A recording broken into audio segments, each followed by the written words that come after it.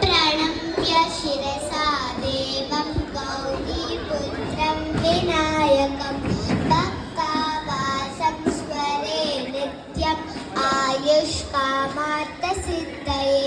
प्रथमं वक्रतुण्डं च एकदन्तं द्वितीयकं तृतीयं कृष्णपिङ्गाक्षं गजवक्त्रं चतुर्थकं लम्बोदरं पञ्चमं षष्ठं विकटमेव च सप्तमं विघ्नराजं च धूम्रवर्णं तथाष्टमं नवमं बालचन्द्रं च दशमं तु विनायकम् एकादशं गणपतिं द्वादशं तु गजाननं द्वादशैतानि नामानि त्रिसंयः पठे नरः विघ्नभयं तस्य सर्वसिद्धिकरं प्रभो.